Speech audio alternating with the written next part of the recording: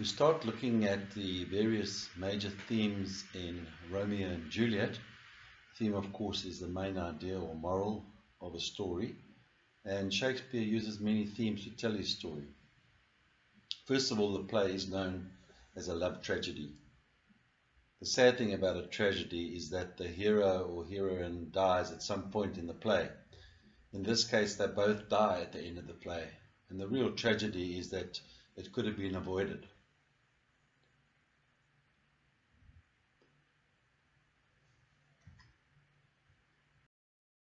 We're going to look at three major themes, namely the love theme, conflict, and fate.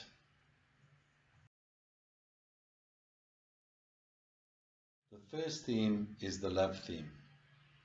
One of the most dominant themes in the play is one of love.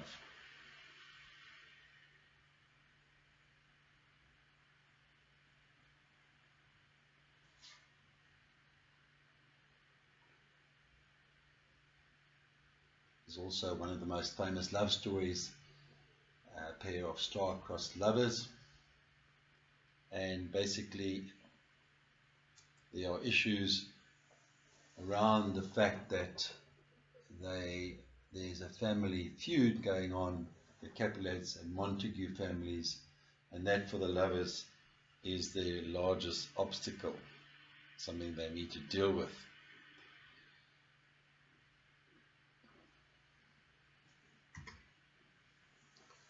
Juliet laments the social constraints that prevent their marriage. O Romeo, Romeo, wherefore art thou Romeo? Deny thy father and refuse thy name. She's basically asking him not to stick to the family and refuse his name, which is a big ask. The problem with the obstacle that they have in this play is also the speed with which everything moves, and it really happens over a short period of time, and everything related to love in this play moves very quickly. So we have the theme of accelerated love, and of course Juliet is very young, and one asks the question whether if she's actually old enough to marry. And whereas Lady Capulet mentions that Juliet is of a pretty age and hence eligible for marriage, but Lord Capulet is not necessarily in agreement on that point. However, he changes his mind later in the play and accelerates the timeline for Juliet's marriage to Paris, and is forced to act quickly in response. And Juliet, of course, fakes her own death, because she, of course, is in love with Romeo. When we are looking at the love theme, there are many different types of love. There are the aspect of family relations, romantic love, the sexual passion, courtly love. Those are the rules of conduct. Rules of conduct that Romeo and Rosalind and Paris and Juliet, marriage and the impact on individuals, the families, friendships, and the wider society of Verona. The play itself centers on the developing relationship of the two of them and how it impacts on everybody else. Shakespeare also wanted to examine the other types of love and how love can sometimes consume us in both a positive and a negative way. So how is the theme of love shown in the play? Shakespeare explores love through a variety of ways. Romeo and Juliet's first meeting. When Romeo and Juliet first meet, they instantly fall in love. Shakespeare presents their initial meeting as passionate, flirtatious, and true. Their childish love changes to a passionate, irrational, adolescent love, to smooth that rough touch with a tender kiss. Romeo suggests that he is rough and not worthy of Juliet's touch. The fact Romeo describes a kiss as tender illustrates Romeo's gentle and true emotions and feelings for Juliet. This shows that their first meeting was charged with love and desire for one another.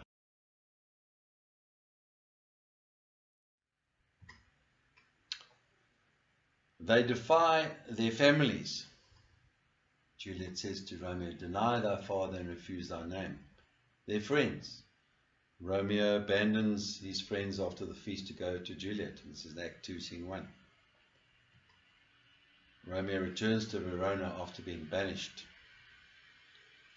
Romeo's friendship with Mercutio. Romeo refuses to fight Tybalt, so Mercutio takes his place. When Tybalt kills Mercutio unjustly, Romeo swears to avenge his friend's death, thus killing Tybalt. Mercutio's soul is but a little way above our heads, staying for thine to keep him company. Either thou or I, or both, must go with him. This shows Romeo's determination for avenging Mercutio's death, as he is willing to die to see Mercutio's murder avenged. He tells Tybalt that either he or Tybalt must go with him. This directly shows how passionate he feels about Mercutio, as someone will be joining Mercutio's soul in the journey to heaven. Romeo and Juliet's deaths. Love causes both Romeo and Juliet to act without thinking. Therefore, it supersedes all other values, loyalties, and emotions. Romeo goes to find Juliet in the Capulet tomb, believing her to be dead. He takes some poison and dies. Juliet awakens, finds her love poisoned, and kills herself with Romeo's dagger, so that they can be together in the afterlife.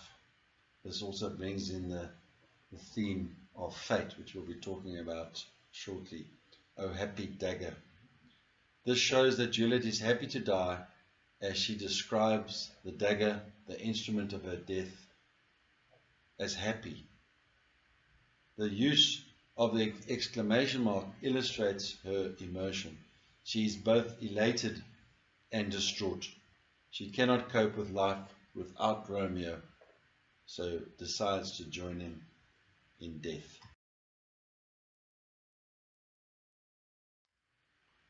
The next theme we're going to look at is one of conflict. And the question asked is, why has Shakespeare used the theme of conflict in this play?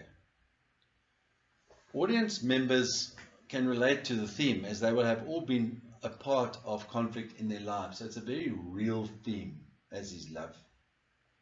Conflict is the reason why the play is tragic. It is because of the family's conflict that Romeo and Juliet die. Conflict is a central theme in Shakespeare's Romeo and Juliet, and he presents the theme of conflict through two warring families, which we know by now to be the Montagues and the Capulets. The two families have been taught to hate each other, and this hatred impacts on the family members and the citizens of Verona.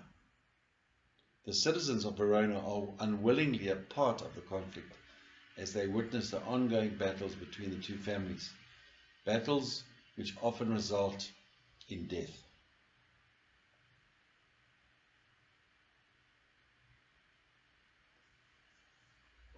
And right at the very beginning of the play, in the prologue, we are told two households, both alike in dignity, in fair Verona, where we lay our scene, from ancient grudge meaning it's been going on for a long time, break to new mutiny. In other words, more things are happening, where civil blood makes civil hands unclean. Shakespeare also presents the themes of conflict through inner familial conflict and individual conflict. Where conflict is presented, the struggle for power and control is also apparent. Juliet's inner conflict is one when she discovers that Romeo is a Montague, that I must love a loathed enemy.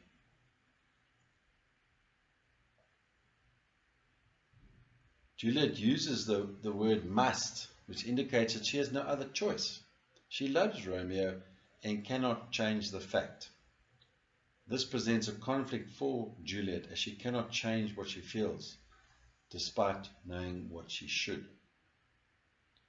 The conflict between Tybalt and Romeo. Tybalt believes Romeo to have greatly dishonored his family when he gatecrashes the Capulet party. He decides that Romeo must pay and offers to duel with Romeo. Boy, this shall not excuse the injuries that thou hast done me. Therefore turn and draw. This shows that Tybalt believes he has been injured with Romeo's actions or insulted. He commands Romeo to turn and draw, to take part in a fight.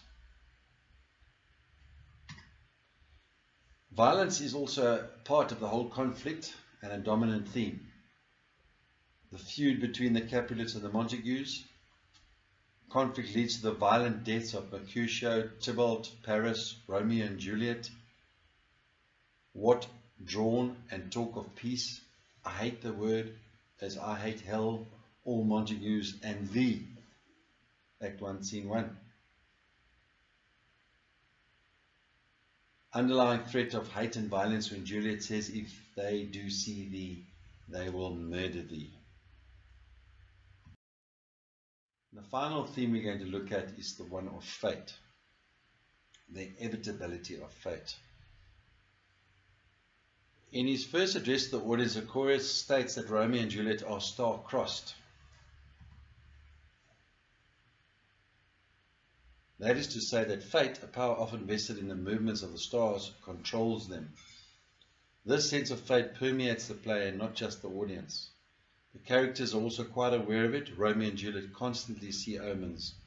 When Romeo believes that Juliet is dead, he cries out, then I defy you, stars, completing the idea that the love between Romeo and Juliet is in opposition to the decrees of destiny. Of course, Romeo's defiance himself plays into the hands of fate, and his determination to spend eternity with Juliet results in their death. The mechanism of fate works in all of the events surrounding the lovers, the feud between the families. It is worth noting that this hatred is never explained, rather you must accept it as an undeniable aspect of the word of the play.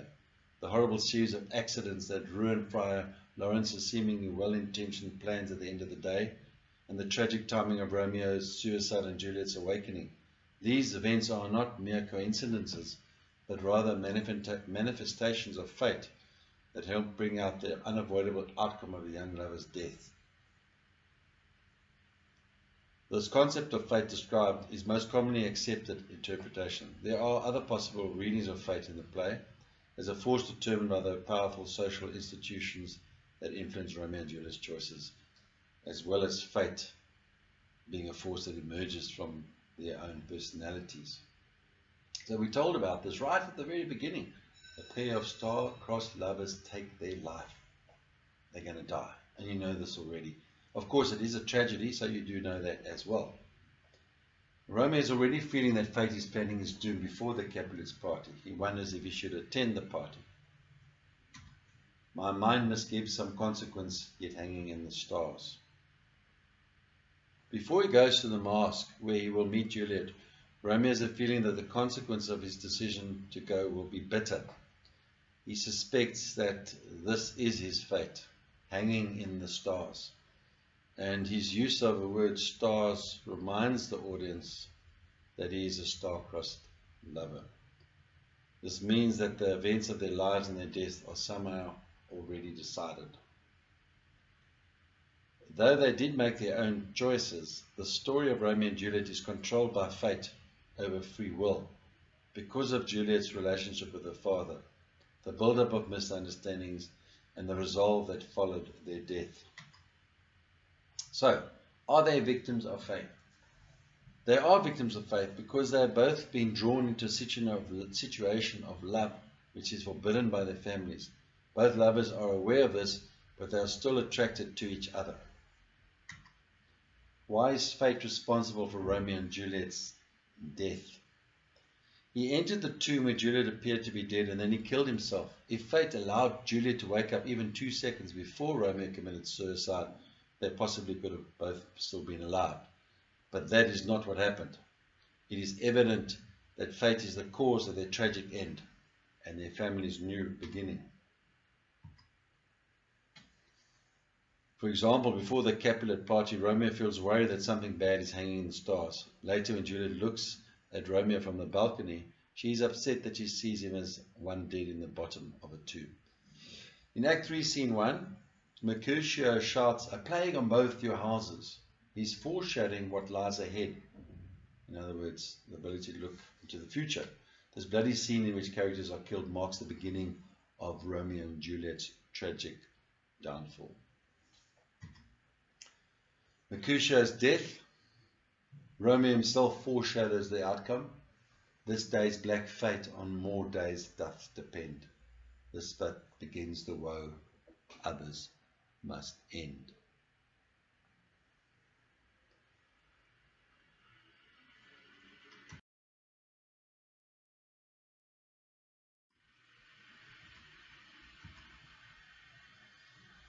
In Act 5, when he hears of Juliet's death, Romeo swears he will defy fate. Is it even so? Then I defy you, stars.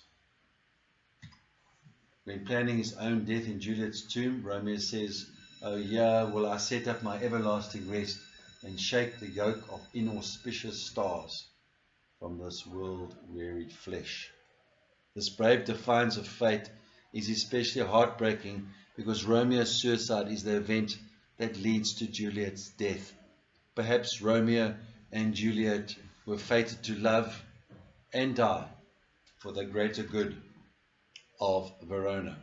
So how does fate work against the two of them?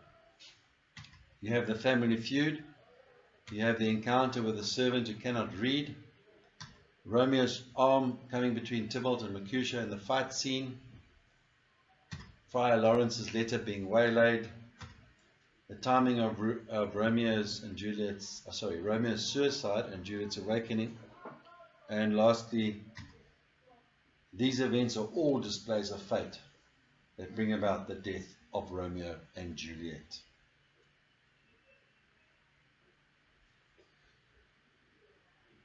The next are some of the key moments in the plot, because it's important that you have an understanding of these. They obviously include aspects of the theme and the characters. So Act 1, we look at the fight breaking out between the Capulets and the Montagues. There's a long-standing feud between the two families. It's an example of conflict theme. Paris, a kinsman of France, seeks Juliet's hand in marriage.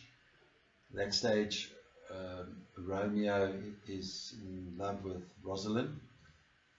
Romeo is a Montague and he sees Juliet Capulet from a distance at a feast and instantly falls in love with her. He forgets about Rosalind completely, the love theme. Tybalt is a Capulet, recognizes him and is enraged that a Montague would sneak into a Capulet feast. He prepares to attack, but Capulet holds him back. Conflict theme. Act 2. Romeo and Juliet exchange vows of love. Love theme. Friar Lawrence agrees to marry the young lovers in secret since he sees in their love the possibility of ending the age-old feud between Capulet and Montague. Act 3, Scene 1, key scene, conflict and violence. Mercutio, as a Montague in a fight with Tybalt, dies. Romeo in a rage kills Tybalt and Prince Aeschylus banishes him forever from Verona. Romeo and Juliet are married illegally by Friar Lawrence, and Juliet due to marry Paris officially. Act 4, Friar Lawrence concocts a plan for Romeo and Juliet to reconnect in Mantua the night before her marriage to Paris. Juliet drinks the potion and the nurse discovers her apparently dead the next morning. The Capulets grieve and Juliet is entombed according to plan. Romeo is sadly unaware of the plan, the theme of fate. Act 5, Romeo learns only of Juliet's death and decides to kill himself rather than live without her, and buys a vial of poison. Romeo comes upon Paris outside the Capulet crypt and kills him. Romeo's theme of violence and conflict. Romeo sees Juliet's inanimate body, drinks the poison and dies by her side. Fate again. Juliet kills herself with a dagger on finding Romeo dead. Fate. And Capulet and the Montagues agree to end their long-standing feud.